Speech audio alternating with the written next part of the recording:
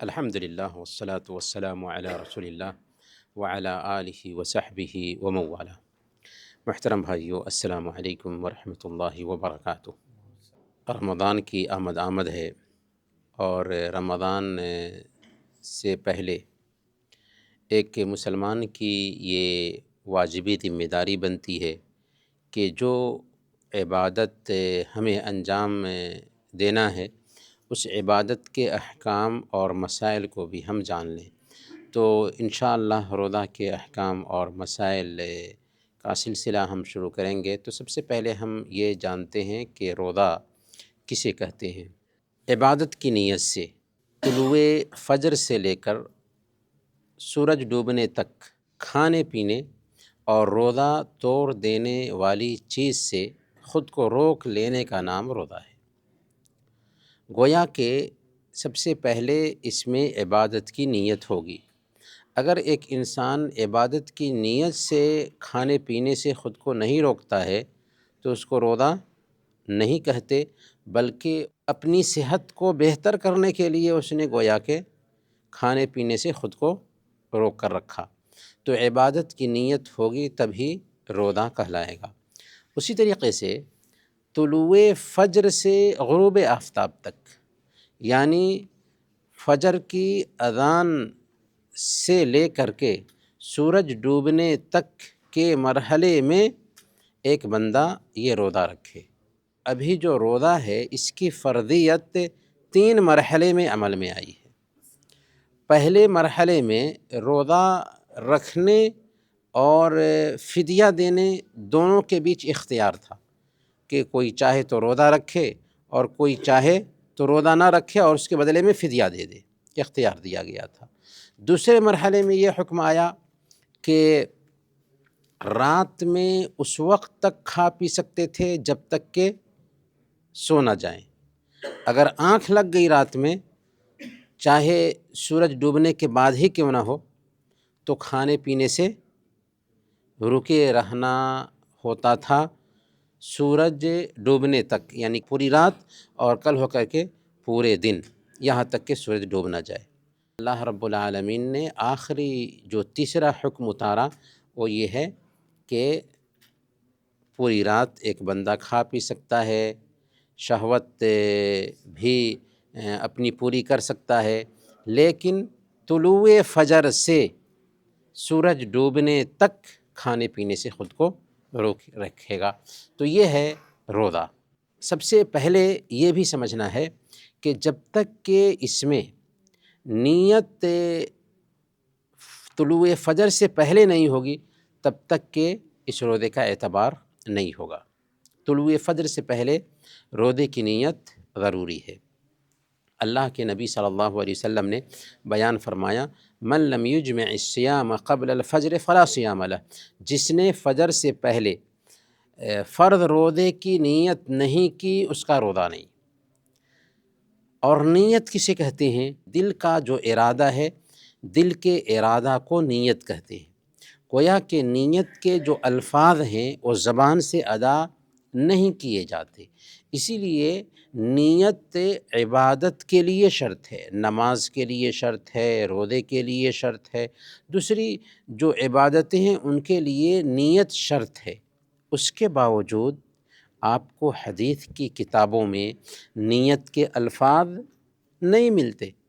یعنی آپ تصور کیجئے کہ جو عبادت شرط ہے اس کے الفاظ نہ ملیں، اس سے پتہ یہ چلا کہ نیت کے الفاظ بولے نہیں جاتے بلکہ دل میں ان کا ارادہ کیا جاتا ہے۔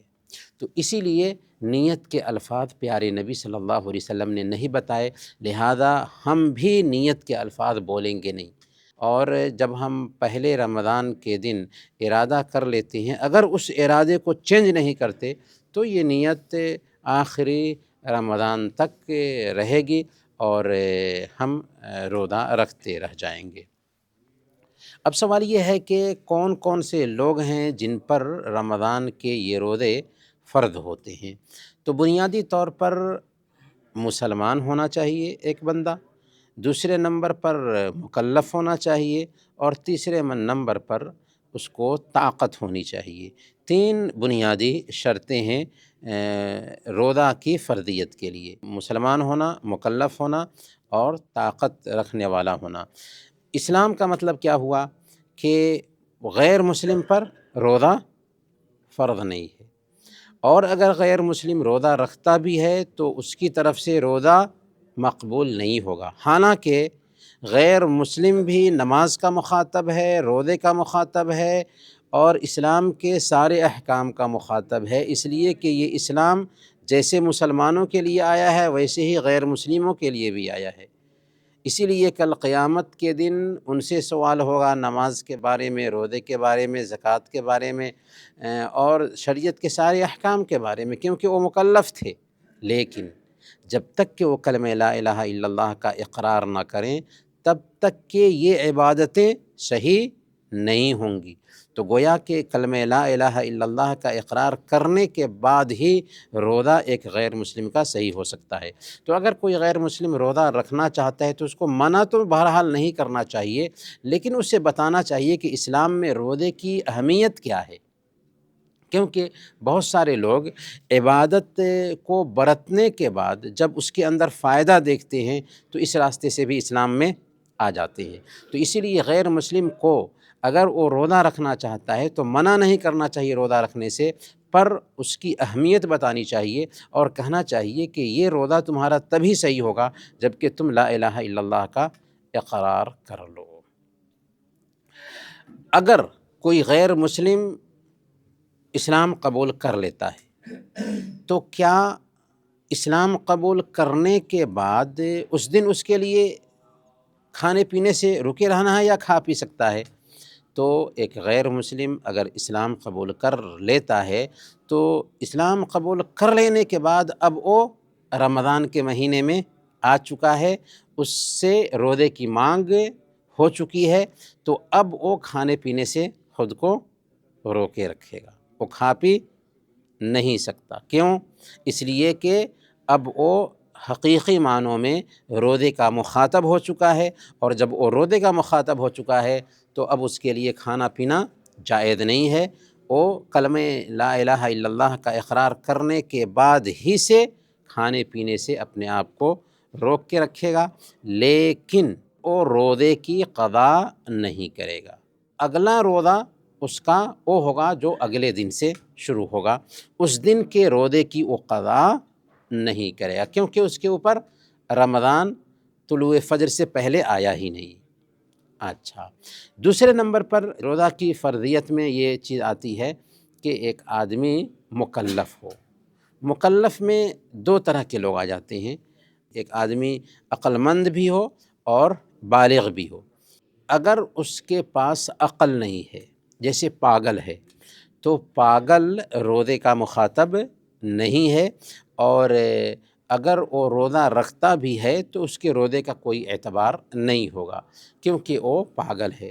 اسی طریقے سے ایسے لوگ جو بڑھاپے کی عمر میں پہنچنے کی وجہ سے شعور کھو دیتے ہیں، عقل تو ان کے اندر رہتی ہے لیکن شعور، سوچنے سمجھنے کی صلاحیت کھو دیتے ہیں، تو ایسے لوگ بھی روزہ کے مخاطب نہیں ہیں کیونکہ وہ شعور کھو چکے ہیں۔ بنیادی طور پر ان کے اندر عقل ہے لیکن شعور نہیں ہے، تو شعور جن لوگوں کے پاس نہ ہو بڑھاپے کی وجہ سے، ایسے لوگ بھی روزہ کے مخاطب نہیں ہیں۔ بہت سارے لوگ ان کی طرف سے فدیہ دیا کرتے ہیں، حالانکہ وہ شعور کھو چکے ہیں، لہذا ان کی طرف سے نہ روزہ رکھا جائے گا اور نہ ہی فدیہ دیا جائے گا اور نہ ہی ان کو روزہ رکھنے کی ضرورت ہے۔ ایک آدمی جو بے ہوش ہو گیا اور بے ہوش رہا 2-3 دن تک، تو 2-3 دن تک کی بے ہوشی کی حالت میں جو اس نے وقت بتایا ہے تو اس کے روزے بھی اس کو نہیں قضا کرنے ہیں کیونکہ وہ بے ہوش تھا۔ ہاں، اگر کوئی آدمی فجر کے وقت میں ہوش میں تھا لیکن دن میں 12 گھنٹے 15 گھنٹے تک بے ہوش رہا، پھر سورج ڈوبنے سے پہلے ہوش میں آ گیا، تو ایسے آدمی کا روزہ صحیح ہو جائے گا کیونکہ اس نے نیت کی تھی روزے کی اور پھر طلوع فجر سے پہلے وہ ہوش میں بھی آ گیا۔ گویا کہ عقل مند ہونا ضروری ہے روزے کی فرضیت کے لیے، اسی طریقے سے بالغ ہونا بھی ضروری ہے روزے کی فرضیت کے لیے۔ اس سے پتہ یہ چلا کہ اگر بچہ ہے تو اس پہ روزہ فرض نہیں ہے، لیکن بچوں کو تربیت دینے کے لیے روزہ رکھوانا چاہیے۔ معوذ بنت عفرا رضی اللہ تعالی عنہ بیان کرتی ہیں کہ جب عاشوراء کے روزے کی فرضیت عمل میں آئی تو اللہ کے نبی صلی اللہ علیہ وسلم نے ہمیں روزہ رکھنے کا حکم دیا، اور ہم روزہ رکھتے تھے وَنُصَوِّمُ صِبْيَانَنَا، اور ہم اپنے چھوٹے بچوں کو بھی روزہ رکھواتے تھے۔ جب وہ کھانے پینے کی چاہت کا اظہار کرتے تو ہم ان کو کھلونے میں بہلا دیتے تھے، یہاں تک کہ وہ افطار کے وقت تک پہنچ جاتے۔ تو اس سے پتہ یہ چلتا ہے کہ بچوں کو بھی روزہ رکھنے کی عادت ڈالنی چاہیے، لیکن ان کے اوپر روزہ ابھی فرض نہیں ہوا ہے۔ اب یہاں پر ایک سوال یہ بھی ہے کہ بچہ اگر بالغ ہو جاتا ہے دن کے کسی حصے میں، مثال کے طور پر اس کو احتلام ہو جائے، یعنی بلوغت کی ایک پہچان ہے کہ سویا تھا اور اس کو احتلام ہو گیا، تو احتلام ہونے کی وجہ سے گویا کہ بچہ بالغ ہو چکا ہے، اب اس کے لیے ضروری ہوگا کہ وہ کھانے پینے سے رک جائے اس دن، اور اس دن کی قضا بھی اس کے اوپر نہیں ہے۔ کیوں؟ ویسے ہی نومسلم کے جیسے کہ پہلے تو اس کے اوپر روزہ فرض نہیں تھا، دن کے حصے میں روزہ فرض ہوا ہے تو وہ کھانے پینے سے رک جائے گا، لیکن اس روزے کی قضا وہ نہیں کرے گا۔ اسی طریقے سے ایک بچی ہے جس کو حیض کا پیریڈ شروع ہو جاتا ہے تو اس دن وہ کھانے پینے سے رک جائے گی، لیکن اس دن کی قضا اس کو نہیں کرنا ہے۔ بہت ساری عورتیں یہ سمجھتی ہیں کہ پیریڈ کے دنوں کے جو چھوٹے ہوئے روزے ہوتے ہیں ان کی قضا نہیں ہوگی، یہ جہالت اور لا علمی ہے۔ پیریڈ کے دنوں کے جو روزے ہوتے ہیں ان عورتوں کو چاہیے کہ وہ قضا کریں، اور ہمیں بھی چاہیے کہ اپنے گھر میں عورتوں کو سمجھائیں کہ پیریڈ کے دنوں کے جو چھوٹے ہوئے روزے ہوتے ہیں انہیں قضا کرنا ضروری ہوتا ہے۔ لیکن ہم یہ جان رہے ہیں کہ ایک بچی کو پیریڈ اگر دن میں شروع ہوا ہے تو اس دن وہ کھانے پینے سے رک جائے گی، البتہ اس دن کی قضا وہ نہیں کرے گی، کیونکہ رمضان آدھے دن میں اس کو ملا ہے۔ اور تیسرے نمبر پر طاقت ہو، گویا کہ اگر ایک آدمی بیمار ہے تو اس کے اوپر روزہ فرض نہیں ہے، اور بیمار کی کئی شکلیں ہوتی ہیں۔ ایک بیماری تو یہ ہے کہ نارمل سردی کھانسی ہو گئی، تو سردی کھانسی ہو جانے کی وجہ سے روزہ کے لیے چھوٹ ہمیں نہیں ملتی ہے، بلکہ سردی کھانسی کی وجہ سے اگر ایک انسان بیڈ پر گر جاتا ہے تو بہرحال وہ روزہ چھوڑ سکتا ہے، لیکن نارمل انداز میں سردی کھانسی پائی جاتی ہے تو اس کی وجہ سے اس کے لیے ضروری ہے کہ روزہ رکھے۔ دوسری شکل یہ ہے کہ بیماری ایسی ہے کہ اس کو روزہ رکھنے میں ہلکی سی دقت ہوتی ہے، تو ایسی حالت میں اس کے لیے روزہ چھوڑ دینا بہتر ہے۔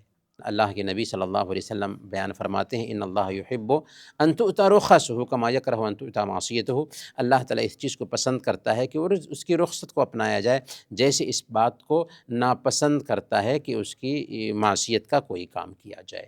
تیسری شکل بیمار کی یہ ہوگی کہ بیماری سخت ہے اور روزہ رکھے گا تو اس کی جان بھی جا سکتی ہے، تو ایسی حالت میں اس کے لیے روزہ رکھنا حرام ہو جائے گا۔ گویا کہ اگر بیماری نارمل ہے تو روزہ رکھنا ضروری ہے، اگر بیماری میں تکلیف ہوتی ہے تو روزہ چھوڑ دینا بہتر ہے۔ اگر بیماری میں سخت تکلیف ہوگی، جیسے بہت سارے شوگر کے کچھ مریض ہوتے ہیں یا گردے کے مریض ہیں، تو اگر بیماری میں سخت تکلیف ہونے والی ہے تو ایسی حالت میں اس کے لیے روزہ رکھنا جائز نہیں ہوگا۔ دوسرے نمبر پر قدرت رکھنے میں یہ بھی آتا ہے کہ ایک آدمی مسافر نہ ہو، اگر مسافر ہے تو اس کے اوپر بھی روزے فرض نہیں ہوتے ہیں، لیکن مسافر کی بھی تین شکلیں بنتی ہیں۔ ایک آدمی سفر میں ہے اور اس کے لیے روزہ رکھنا اور نہ رکھنا دونوں اگر برابر ہو تو ایسے آدمی کو چاہیے کہ روزہ رکھ لے۔ کیوں روزہ رکھ لے؟ اس لیے کہ روزہ رکھ لینے کی وجہ سے وہ اس عبادت کو اسی وقت ادا کر لے گا، اور اللہ کے نبی صلی اللہ علیہ وسلم نے بھی سفر میں روزہ رکھا ہے، تو اس ناحیہ سے اللہ کے نبی صلی اللہ علیہ وسلم کی سنت پر بھی عمل ہو جائے گا۔ لیکن اگر روزہ رکھنے میں ہلکی سی پریشانی آتی ہے مسافر کو، تو اس کے لیے روزہ نہ رکھنا بہتر ہے، کیونکہ ہماری شریعت یہ چاہتی ہے کہ اگر چھوٹ پائی جاتی ہے تو اس چھوٹ کو ایک بندہ اپنائے، اختیار کرے۔ تیسری شکل مسافر کی یہ ہو سکتی ہے کہ سفر کی حالت میں روزہ رکھنے کی وجہ سے اس کو اگر پریشانی ہو رہی ہے اور پریشانی سخت ہے، ایسی حالت میں اس کے لیے روزہ رکھنا جائز نہیں ہے۔ اللہ کے نبی صلی اللہ علیہ وسلم نے جب ایک سفر میں دیکھا کہ ایک آدمی کے پاس لوگ اکٹھا ہیں اور اس کو سایہ کیا گیا ہے، پوچھا کہ کیا ہوا اس کو؟ تو اللہ کے نبی صلی اللہ علیہ وسلم سے انہوں نے بتایا کہ انہوں نے روزہ رکھا ہوا ہے اور بے ہوشی کی کیفیت میں یہ جا رہے ہیں۔ تو اللہ کے نبی صلی اللہ علیہ وسلم نے کہا تھا لیس من البر الصیام فی السفر، کہ سفر میں روزہ رکھنا نیکی کا کام نہیں۔ تو جس آدمی کی کیفیت روزے میں بدل سکتی ہے یا سخت روزہ اس کے اوپر ہو رہا ہے، یعنی روزے کی وجہ سے پریشانی زیادہ ہوگی، تو ایسے آدمی کے لیے روزہ رکھنا جائز نہیں ہوگا سفر کی حالت میں۔ اسی طریقے سے طاقت کے ضمن میں ایسی عورتیں بھی آتی ہیں جو پیریڈ سے ہیں، یا بچے کی پیدائش ہوئی ہے، تو پیریڈ کی حالت میں روزہ رکھنا جائز نہیں۔ اسی طریقے سے بچے کی پیدائش ہوئی ہے تو اس مدت میں روزہ رکھنا عورت کے لیے جائز نہیں ہے، لیکن ان چھوٹے ہوئے روزوں کی قضا اس کے اوپر ضروری ہے۔ اسی طریقے سے ایک عورت جو بچے کو دودھ پلا رہی ہے یا حمل سے ہے، تو اگر اس کو تکلیف ہے یا حمل سے ہونے کی وجہ سے بچے کو تکلیف ہے، تو اس مدت میں بھی وہ روزے چھوڑ سکتی ہے، لیکن راجح قول کے مطابق اس چھوٹے ہوئے روزوں کی قضا اس کے لیے ضروری ہوگی بعد کے دنوں میں۔ لیکن ایک عورت ہے جو کبھی موقع ہی نہیں پاتی قضا کرنے کے لیے اور اس کو روزہ رکھنے میں پریشانی ہوتی ہے دودھ پلانے کی وجہ سے یا حمل سے ہونے کی وجہ سے، اور کبھی اس کو موقع نہیں ملتا ہے، تو ایسی خاص قسم کی عورت کے لیے چھوٹ مل سکتی ہے کہ وہ فدیہ دے دے ان روزوں کے بدلے میں۔ لیکن عام حالات میں ایک عورت کو اگر دودھ پلانے کی وجہ سے روزہ نہیں رکھا ہے یا حمل سے ہونے کی وجہ سے روزہ نہیں رکھا ہے اور اس کو موقع ملتا ہے، تو بہرحال اپنے چھوٹے ہوئے روزوں کی وہ قضا کرے گی۔ ایک آخری مسئلہ جو ہے اس پہ ہم اپنی بات ختم کریں گے، اور وہ ہے ایک آدمی عمر دراز ہونے کی وجہ سے اگر روزہ نہیں رکھ پاتا ہے، تو ہم نے کہا کہ اگر عقل جا چکی ہے یا شعور جا چکا ہے تو ایسے انسان کی طرف سے تو روزے کی قضا بھی نہیں ہے، وہ خود روزہ بھی نہیں رکھے گا اور فدیہ بھی نہیں دینا ہے۔ لیکن جس کو شعور ہے لیکن بڑھاپے کی وجہ سے اگر روزہ نہیں رکھ سکتے ہیں، اسی طریقے سے ایسا بیمار ہے جس کی بیماری مایوس کن ہے کہ اب لگتا ہے کہ اس کی بیماری ٹھیک نہیں ہوگی اور اس کو روزہ رکھنے میں بھی پریشانی ہوتی ہے، تو وہ روزہ تو نہیں رکھیں گے، لیکن ایسے لوگوں کی طرف سے کھانا کھلایا جائے گا۔ 2 وقت کا کھانا کسی آدمی کو دے دیا جائے تو کفایت کر جائے گا، اور یہ کھانا کوئی ضروری نہیں ہے کہ ہر دن کے بدلے ہر دن دیا جائے، بلکہ روزہ ختم ہونے کے بعد 30 دن کے کھانے دیے جا سکتے ہیں، یا 30 مسکین کو لا کر کے کھلایا جا سکتا ہے۔